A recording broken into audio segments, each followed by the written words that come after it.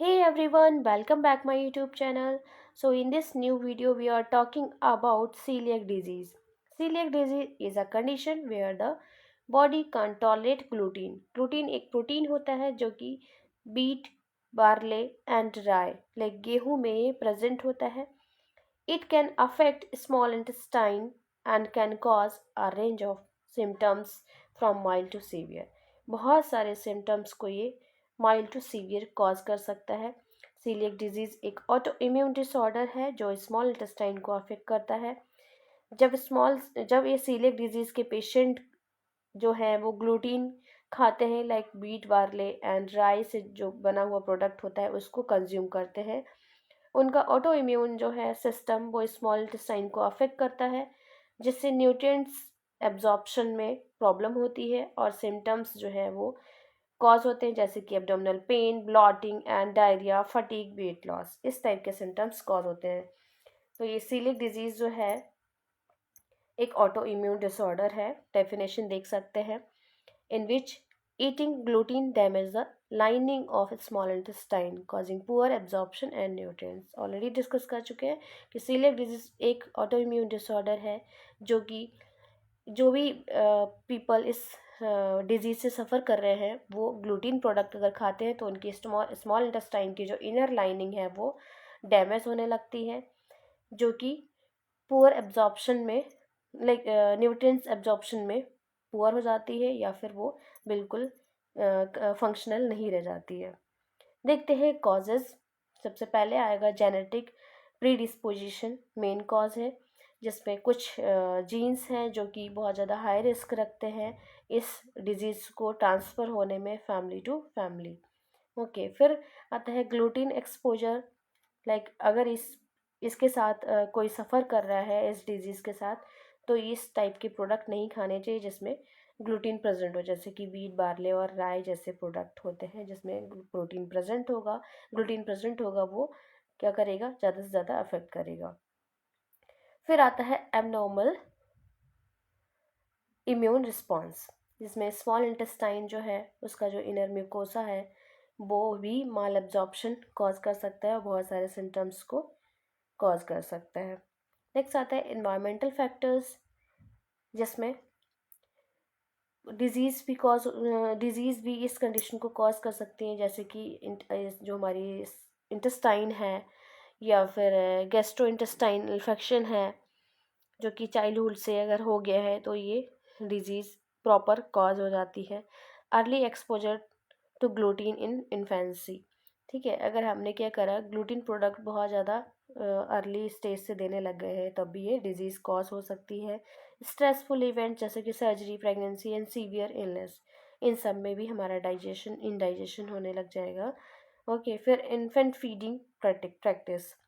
अगर हमने बेबी को फीड से हटाने के लिए अगर हमने उन्हें जल्दी से जल्दी फार्मूला हटा के कुछ और प्रोडक्ट देने लग गए तो भी उसकी स्मॉल इंटेस्टाइन है वो अफेक्ट होने लग जाएगी.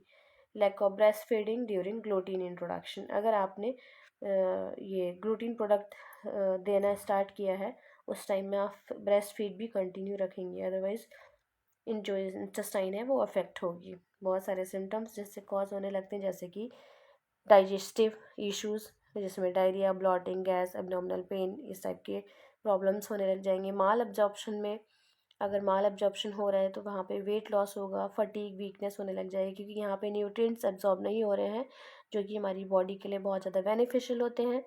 न्यूट्रिएंट्स डेफिशिएंसीज, अगर न्यूट्रिएंट्स नहीं एब्जॉर्ब हो रहे हैं तो बहुत सारी चीज़ें हम नहीं ले पाएंगे जो हमारी बॉडी में कमी होने लग जाएगी. जैसे कि अगर हम आयरन नहीं ले रहे हैं तो आयरन डेफिशिएंसीज हो जाएंगी, आयरन एनीमिया होने लग जाएगा.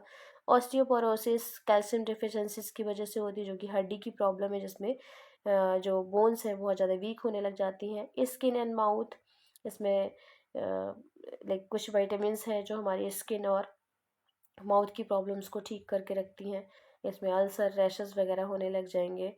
अदर्स में जॉइंट्स पेन, जैसे कि कैल्शियम की कमी होगी तो जॉइंट्स पेन, विटामिन डी की कमी से भी जॉइंट्स पेन होगा. विटामिन डी जो है हमें जो कैल्शियम है उसको एब्जॉर्प्शन में हेल्प करता है. हेडेक होगा एंड डिप्रेशन में भी पेशेंट जाने लग जाएगा. एंड अदर्स जो कंडीशंस हैं वो बाद में आती हैं, बट जो सबसे पहले जो प्रॉब्लम है वो डाइजेस्टिव इश्यूज़ हैं। फिर देखते हैं डायग्नोस्टिक इवैल्यूएशन, क्या क्या हम डायग्नोस्टिक इवैल्यूएशन कर सकते हैं फॉर दिस डिजीज़। जैसे कि ब्लड टेस्ट सबसे पहले करेंगे, जिसमें हम देखेंगे एंटीबॉडीज़ कि क्या क्या जो है हाई लेवल है इसके लिए, जो सजेस्ट हो सकते हैं सीलिएक डिजीज़ के लिए। इंटेस्टाइनल बायोप्सी कर सकते हैं। A small sample from the intestine is examined to confirm damage। ठीक है, इंटेस्टाइनल की जो इनर लेयर को चेक करने के लिए हम स्मॉल इंटेस्टाइन बायोप्सी करेंगे, जो कि बहुत ज़्यादा एक्यूरेट टेस्ट होता है। जेनेटिक टेस्ट करेंगे, जिसमें हम जीन्स का टेस्ट करते हैं। ओके, इसमें कौन से जीन्स जो है एब्सेंट है, प्रेजेंट है, जो सीलिएक डिजीज़ के लिए वेरी लाइक अनलाइकली है। ओके, देखते हैं फिर स्क्रीनिंग। सबसे पहले ब्लड टेस्ट करेंगे कंफर्मेशन के लिए। हम ब्लड टेस्ट के बाद अगर ये पॉजिटिव आया है तो हम इंटेस्टाइनल बायोप्सी करेंगे। मॉनिटरिंग करेंगे after starting a gluten free diet. Repeat blood test to check improvement, कितना इम्प्रूवमेंट हुआ है। उसके बाद हम एक बार ब्लड टेस्ट किया, फिर ग्लूटेन फ्री डाइट देने लग गए, फिर हम देखेंगे इसका इम्प्रूवमेंट कितना हुआ है, ताकि हम आगे चल के बहुत सारे प्रिकॉशंस के साथ रहें, कोई भी प्रोडक्ट जो है वो ऐसे यूज़ ना करें। फिर देखते हैं ट्रीटमेंट। ट्रीटमेंट में आता है ग्लूटेन फ्री डाइट। सबसे पहले यही ट्रीटमेंट होता है कि हमें कोई भी प्रोडक्ट ऐसा नहीं देना है जिसमें बीट, बार्ले और राई जैसे प्रोडक्ट प्रेजेंट हो, जिसमें इस प्रोटीन जो है वो हो। ओके, क्रॉस कंटेमिनेटेड फूड जो होते हैं वो नहीं लेने हैं, क्योंकि हमारी इंटेस्टाइन जो है वो बहुत ज़्यादा सेंसिटिव हो जाती है। तो यहाँ पे कोई भी कंटेमिनेटेड फूड नहीं लेने, सारे फूड जो हैं वो आपके सेफ़ होने चाहिए। सप्लीमेंट्स, जिसमें iron, vitamins B12, folate, calcium, vitamin D for deficiency, जितनी भी डेफिशिएंसीज हुई हैं ड्यू टू माल एब्जॉर्प्शन, वो सारी कंप्लीट करनी है विद सप्लीमेंट्स। फिर कंसल्ट अ डाइटिशियन और डॉक्टर फॉर गाइडेंस। सबसे पहले हमें डाइटिशियन से मिलना है, उसको बताना है कि मुझे इस टाइप की डिजीज़ है। तो हमने बहुत सारी चीज़ें खाने के बाद ये सारी चीज़ें नहीं मिल पाई हैं, तो हमें क्या क्या डाइट अब लेनी है, जिसके साथ ग्लूटेन फ्री डाइट और उसके साथ साथ क्या विटामिन्स या क्या मिनरल्स हमारी बॉडी में जाने चाहिए, उस टाइप की डाइट बता दीजिए। इस टाइप से हमें डॉक्टर से या फिर डाइटिशियन से फॉलो लेने गाइडेंस लेनी है। Monitoring, regular checkups and blood test to ensure healing and managing complications. उसके बाद आता है की पॉइंट्स। क्या क्या ऐसे की पॉइंट्स हैं जो हमें देखने हैं, जैसे कि रीड लेबल्स। जितने भी ग्लूटेन फ्री डाइट लेते हैं, कोई भी चीज़ अगर हम खरीद रहे हैं खाने के लिए, तो उसमें ग्लूटेन फ्री होना चाहिए वो। Avoid cross contaminated separate gluten free food and utensils. किसी भी आपके बर्तनों में या फिर खाने में ग्लूटेन प्रेजेंट नहीं होना चाहिए।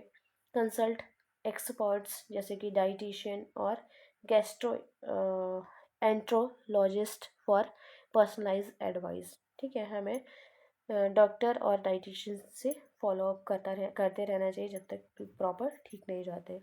तो आपको मेरा ये वीडियो आपको पसंद आया तो लाइक एंड शेयर सब्सक्राइब कीजिए। Thank you.